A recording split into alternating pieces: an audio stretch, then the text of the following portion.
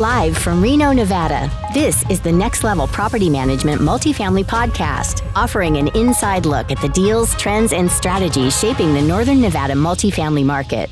Delivering over 25 years of high-performance multifamily management and consulting services. Through data-driven insights and market expertise, we're elevating multifamily strategies to the next level. And now, here are your hosts, T. Tran and Chris Foti. Hey guys, thanks so much for joining us. Next Level Property Management, T and Chris here. Today we're going to talk about 2024. We're done. I'm glad. Yes, it was a challenging year. It was a challenging year. So we're going to do a quick little market review, kind of how we experienced the market, what we saw, what we expected, and what really happened. We'll look at some of the market data that came in for last year, but then also talk to you guys a little bit about kind of what that meant for us being in property management, dealing with different aspects of that, like from the lease ups to just the new construction coming online, just taking a look at where the data came in for the year and seeing how that relates to what we've been doing. We jump right in, right? 2024 market review. One of the first things we look at is transactions, and we've definitely seen a slowdown in transactions in 2024. I think it's mostly due to the low inventory and then also some of the challenges with getting financing. But given the cap rate environment right now, it has been more challenging. And I think in 2024, it started around 5% cap rate. It went up closer to 6% by the end of 2024. Definitely, we did see some things kind of change there that was unfavorable for people trying to sell at that time. Yeah, the math was not quite mathing for a lot of people. I think it's that weird financing crunch. And that happens, right? We had that boom. And now we see a little bit of stabilization, and this is just kind of the nature of the beast. So you're kind of stuck in that crunch, and I think trying to make things move, it was pretty difficult. I'm not surprised that we saw a lower amount of transaction this last year. And I think we were kind of expecting that too, honestly. I don't know that I was ready to see as little. So in the second quarter, the total sales volume was 6.1 million. Basically, the biggest one that sold was 33 units. It was the Royal Oak Apartments, and it sold for 5.3 million. But then that jumped up in quarter three. So quarter two was 6.1 million, and then quarter three was 64 million. So it was a huge jump. But quarter two is definitely slow for 2024. Okay, so I think one of the big things that affects us is occupancy, right? I mean, if we're not seeing that occupancy and we're seeing a struggle there, we're definitely going to talk more about that. How did we see occupancy go from 2023 into 2024?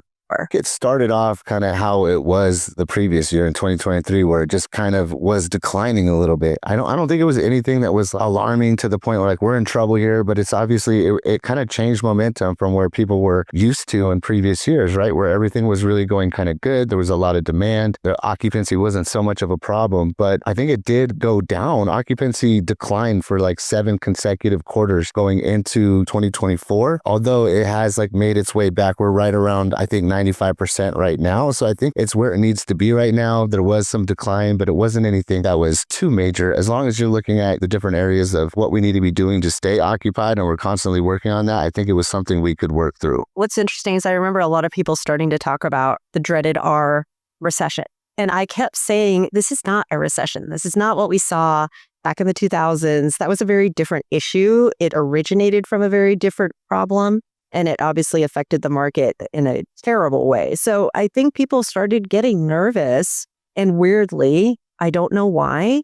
And I've talked to a lot of other brokers about this who have been practicing real estate, especially since the recession. But every time we're coming into a general election year, real estate is really wonky. So it's not even just normal market conditions you're dealing with. It's somehow politically, even though I've never seen a statistic, like I said, talked to a couple different brokers, we've never actually seen like a statistic that's directly correlated with like interest rates did this or something to this. It's a mental, emotional thing, but it creates this perception of we need to wait till the election is over and then we can continue business, like to see what's going to happen. But it's just a funny thing. I've been through a couple general elections in real estate, and it's like every single time someone will give the reason of not moving or doing something, a big transaction, because they want to wait to see what's going to happen with the elections. And we definitely felt it. You're right. I don't know what it is, but it does seem like when we get around that time, like we definitely see something, right? It kind of changes things a little bit. So it's something to keep in mind, I think, anytime it does come up. Yeah, for sure. What did you find that was kind of interesting? I mean, I know, Foti, you're a numbers guy and you really, really crunch things down. Is there anything,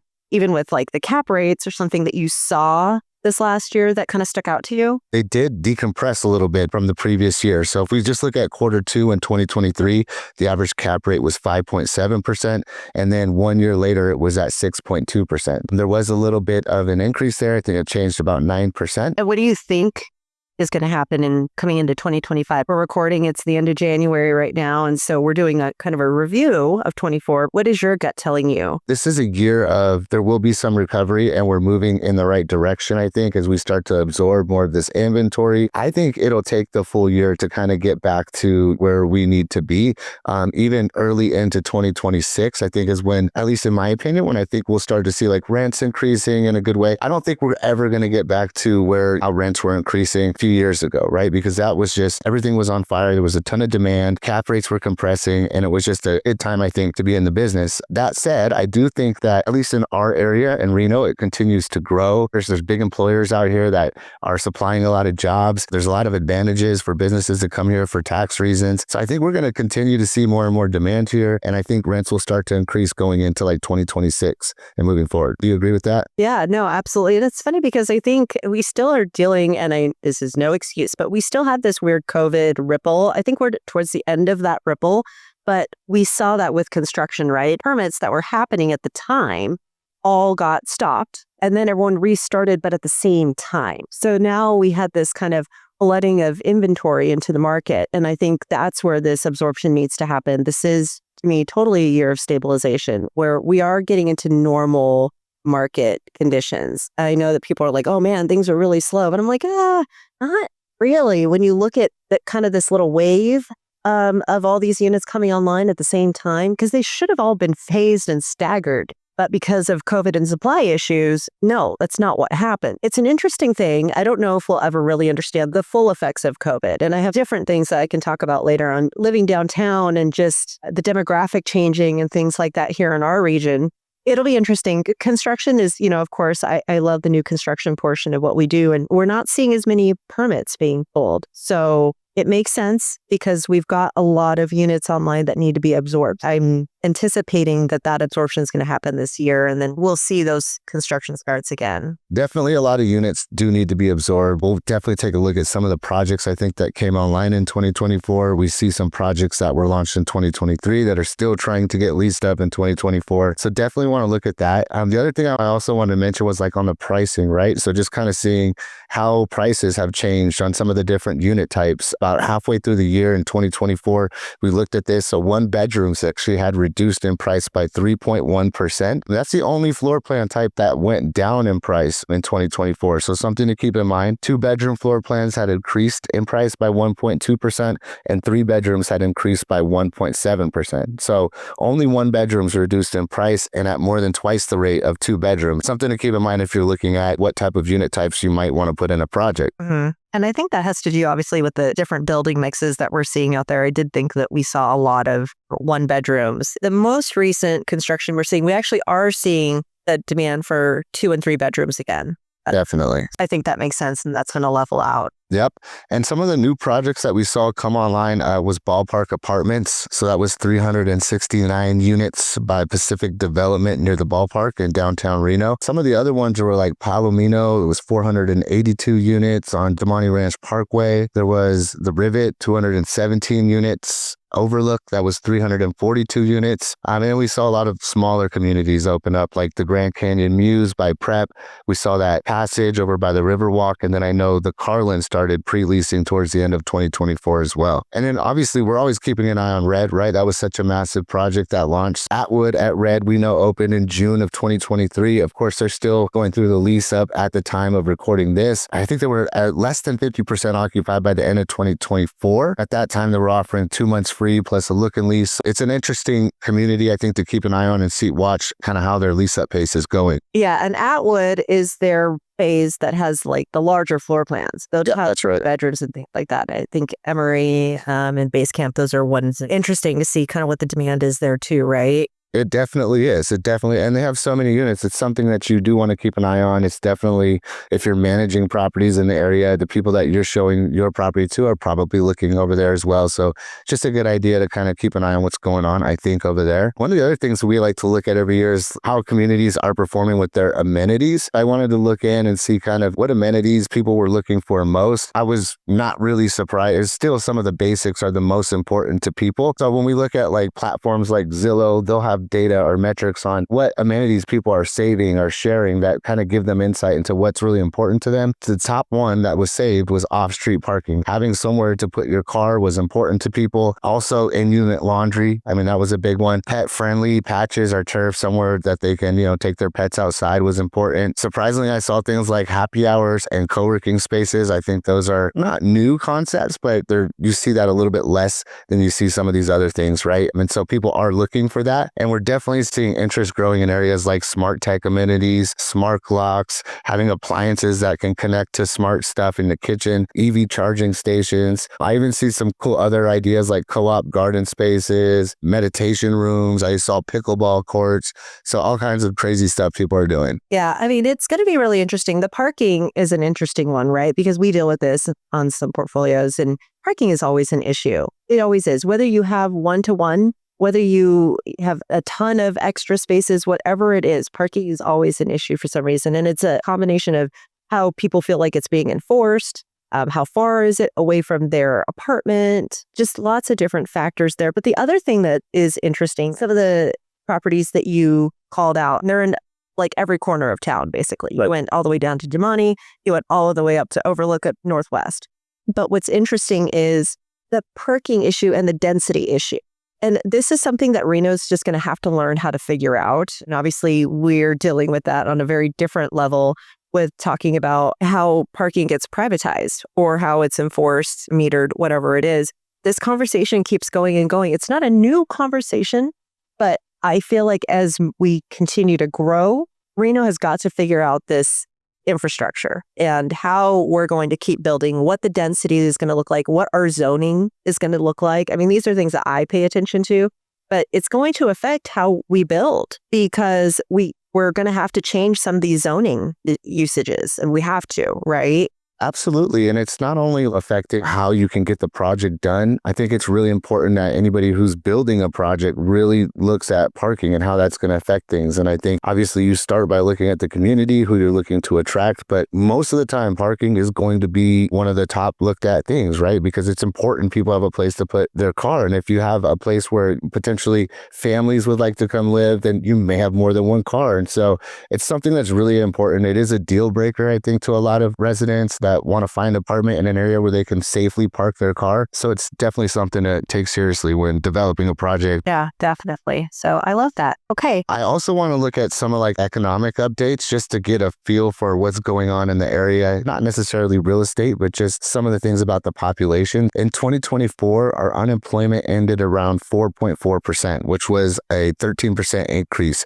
from the year before. The average weekly wages for Washoe County was $1,274. So this works out to about $66,000 a year. So interesting numbers to look at, especially when we're looking at AMI, right? We're trying to set rents. And hey, we're looking at these concessions that are being offered too. So that definitely is a huge factor. And then the other thing I wanted to look at too was a lot of people predicted there was going to be interest rate cuts in 2024. And I know some were saying earlier, but the big date I was hearing was it was going to be in September of 2024. So just looking back on that, that did end up happening. And that happened in September. And they actually did some small cuts in November and December of 2024 as well. Yeah, everyone was really anticipating that. I think we heard that was in like the economic outlook in the beginning of the year, right? Yes, it was. Yep. Yeah, and I know we were looking for that rate cut sooner, but it still ended up happening in September. And then like aside from like the market data and what it's telling us, just wanted to talk about kind of as property managers, like what we felt being out there in the market this year or in 2024. And I think one of the biggest ones, because we talked so much about this over the year, was concessions, right? This was a year of just a ton of concessions. It's kind of what everybody was relying on in their sales process. It was the focal point of most marketing. There was a lot of concessions going on this year. And that's challenging, right? It's challenging as a property manager. I think it's challenging as a renter because everything kind of feels the same in all the marketing. We're not really focusing on what's great about the community. That was something that we definitely faced. Huge on the concessions. And you're right, everyone's doing about the same thing. And then they've got their little additional look and lease. And these are huge cuts. What our quote market rent versus what the effective rent is, there's a sizable gap there because of the types of concessions that we're seeing. Weeks on weeks, right? I mean, we're seeing 8 weeks. And that's just what is being advertised kind of straight up. But we know that it's more than 8 weeks. Yeah, I've seen a couple 3 months free. I've seen the 8 weeks with like $1,000 gift card. Now, keep in mind what that means for the renter, right? Because our rent payment is normally, if you're a renter, your rent payment is going to be your most expensive bill or your annual expense, right? And by cutting out 2 months of that, you are essentially reducing your most expensive annual bill by 17%, almost 20% for the year, just by making a move. So you can love the community you're living at, but just by making a move, you can save yourself a lot of money as a renter by taking advantage of some of these concessions. So that made retention definitely harder for a lot of communities because, again, they could love the management company, they could love the community, but they're saving 17% of their annual rent costs just by making a move. And that's not even looking at look and leases or any of the other things that people have been offering. So that was, I think, a huge challenge we had to work through. Yeah, I did feel like it was definitely a lot of transitioning. Our retention was much lower this year than I anticipated it to be, for sure. When I even asked some of the other communities, when I was out there, we were kind of walking them and seeing what they were offering. And there was one community, they're offering 2 months free. And I asked them, well, what happens when my renewal comes up? Because then it's just going to be way higher. And they actually told me, well, just come talk to us. We'll also do a concession at renewal. If I'm a renter, right, that just, I don't know. It says this is the price that we're showing everybody, but really it's worth a little bit less than that. So it's kind of a weird sales tactic. We've been kind of looking at how we're doing our sale, our leasing and marketing and doing things a little bit differently. And I think that's going to be important this next year. You know, if you want to stand out from just kind of all the cheesy couple months free and things like that. That's your marketing hat on for sure. You're so hyper fixated on that. I am. Is good. I think that's a totally valid point. And you know what? People forget. You're right. There's nothing memorable going on. They're just going, okay, this place was 2 months free. This place is 2 months free. They don't remember where they were. That's right. You're right. They're not really looking at the community. They're looking at the deal. You kind of end up with a chance of a lower quality tenant. And, right? you know, and I'm not totally against concessions, but I don't think it should be your focal point in your marketing. That is not what should be drawing people to come live with you. It should be something about the community. And if you don't have that, like, you got to discover that and figure out how to market that, in my opinion. So on the back of house side, right, as we're giving away all these things on the front, man, it's hurting our revenue line bad. And guess what's not being concessioned? Our bills. That's right. That's right. If anything, those have gone up. I mean, everything's kind of gone up. And it speaks to, I guess, the status of a lot of the communities in the market. I mean, we know that a lot of people started building these projects, got their financing many, many years before where we're at right now, right? And maybe some of the projections or ideas they had told them they would be able to get more rent during this time, not really knowing that we would see things kind of turn the way that they did. And so they really want to keep those rents where they're at, right? And their way to be able to do that is to be able to offer a concession up front, but then be able to say, well, we have these rents. But I think going to lead to more problems as renewals come up, and you're either going to have to face that there and get the resident on board with paying what you were actually looking to have them pay, or you're just going to continue the concession cycle. And again, I think there's just better ways to do that. It's different for a property that's stabilized that just needs a lease versus a property that's going through a lease up. Obviously, there's different strategies there, but I just think it is something to be mindful of. We're definitely have moved out of the time of the turn and burn. You know, people coming in, grabbing these great deals on these properties, on these doors,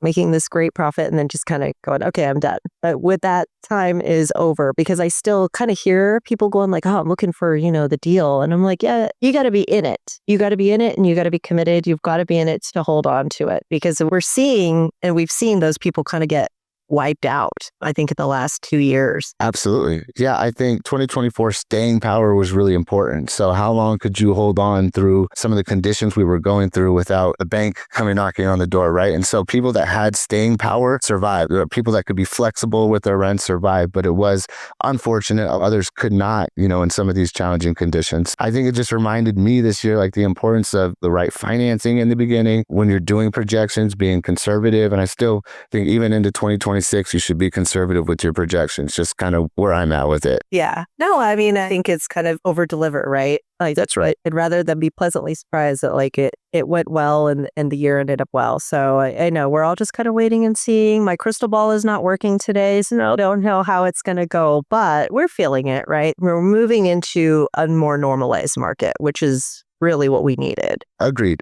Even though it's moving in the right direction, you've still got to go a little bit beyond just ILSs. And like, we have to continue to be learning and growing and building on our strategies because things are like this. Like, for us to provide really high performance results, we want to be looking for ways to improve everything that we're doing. I know that we're doing a lot of things like beyond just the ILS and thinking how we're positioning our communities and managing the reputation and things like that. I think that's going to be important going into this year as well. Yeah, I think for management companies, this is a really good time to actually sit back, look at your operations and see what can you do better. This is that time, right? So for just reprioritizing, streamlining, whatever it is. And yeah, trying to be a little innovative is going to be helpful. Yeah. And the other thing I saw in 2024 for retention is that we saw a lot of people when they were sending out the renewal offers, were not doing any increases. So I know that you saw that a lot as well, Tia. And it wasn't just one community. There were several communities that were just like, we'd like to hold on to this resident. And for the first time in a long time, it was like, it'll just stay at what it's at. That was kind of, we saw a lot of offers that were going out that way. Yeah, which I mean, I think again makes sense in the market. If a good quality tenant and you do want to keep them because it's going to cost you more to remarket that unit, turn it, do all those things, then yeah, absolutely do it. But the one thing that I caution, because this is what happened after the recession, we just stopped doing increases in this market. And then all of a sudden in like 2017, everyone's like, oh man, we're really behind the market. And that's when we saw this weird thing happen where all of a sudden everyone was like hiking up their rents at like $400 at a renewal. And it's like, whoa. So yep. Yes, word to the wise, small incremental increases. That's right. Is key, right? Like, I get it. Hey, this tenant is amazing. Let's just keep them where they are. Cool. 0 rent increases here.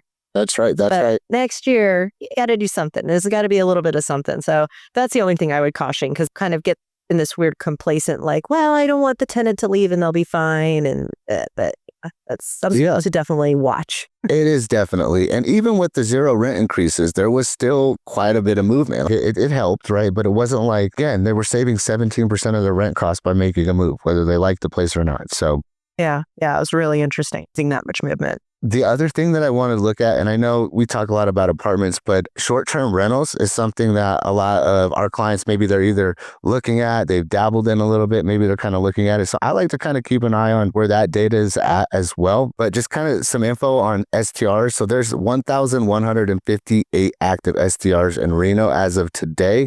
The average daily rate is $198 a night. Average occupancy rate of an STR is going to be 56%.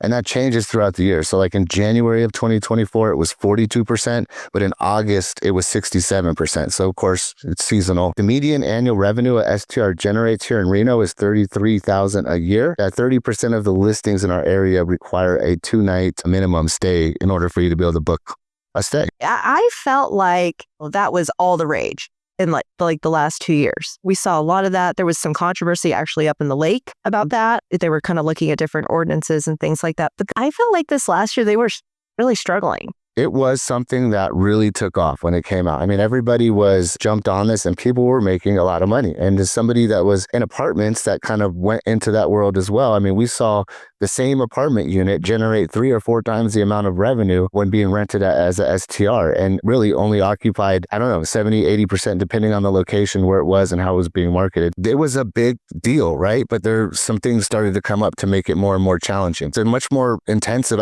business, right? So there's a lot more involved. So even though you're making a lot more revenue, there's a lot more expenses. There's local government things that you have to get through. And then there is, I think one of the biggest problems for people is dealing with the platforms like Airbnb and things like that. I know that people have had issues with kind of working through problems with guests and things like that. Yes, I do think that our area and kind of all areas have experienced a slowdown there. It's not as lucrative as it once was in some of the different Airbnb communities.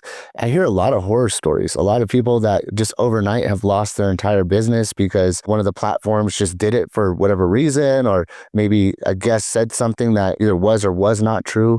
But to have kind of everything taken away overnight, and for anybody that's investing money, especially in real estate, you're supposed to have a little bit more control over that. So it's not to say that there's not a place for STRs or money can't be made with STRs. I don't think it's the same game that it was before. And I think it definitely has slowed down. Yeah, really interesting about the STRs, an industry that's ever evolving and moving. We deal a little bit with it. And honestly, actually, one of the key things that made me think of that is because of financing. I mean, I've had owners go, yeah, let's do this to help. And then it was, but their loan required that it could only be this percentage of whatever if you were doing STR. So just kind of an interesting business model. And when you're trying to kind of meld worlds, I think that can get complicated sometimes. It definitely can. When you mix those two different types of short-term stays with people that are staying there long-term and it's strangers to them, but this is where people's house is at. So there's definitely some complications there. And then you're right. We do see that kind of limitation, like lenders don't want to see more than a percentage of the number of units being offered as an STR. It can be kind of complex. There are some situations where it makes more sense though, right? Because where people are looking to stay is in great locations. So location is a big thing in real estate no matter what, but also very, very important when it comes to short-term stays because people are looking for good locations. Yeah, for sure. I would say that moving forward into this year, 2025, right, there's a lot going on. The things that I kind of pay attention to are more the economic development. And I know right now Reno is full steam into this revitalization project, right? And so they're looking at not only rezoning things, but they're looking at what kind of businesses can we bring? What kind of amenities are people looking for? I mean, the drive right now is to make downtown Reno friendly to residential projects, but also to commercial. So there's a huge push right now. We're really involved in that. And I think it's a positive thing because, downtown Reno used to be really alive and bubbly and there was a lot of stuff going on. And I do see that there's more activity. I mean, Jacobs is obviously doing a ton of stuff. And whether you like it or you don't, the fact is he's doing a ton of stuff down there, right? And there's a lot of movement. And obviously we have a couple projects that are right there. So we're kind of seeing it, witnessing it. We're in the thick of it, to be completely honest, right? So it'll be really interesting to see how those things go. There's some movement with some buildings down there, maybe distressed or whatnot. So we'll just keep an eye on things like that. But I think in general, moving into 2025, I am looking forward actually to this kind of, and again, year of stabilization is what I keep calling it because it's what's needed in this market. I think everyone needs to kind of recalibrate and really see what's happening and focus on what we can all do better and what we can bring to our area. I definitely agree with that. Anyway, guys, well, thanks so much. That was our quick 2024 year in review. We are always happy to answer any other questions and thoughts. So appreciate it. And we'll all catch you next time. Woo!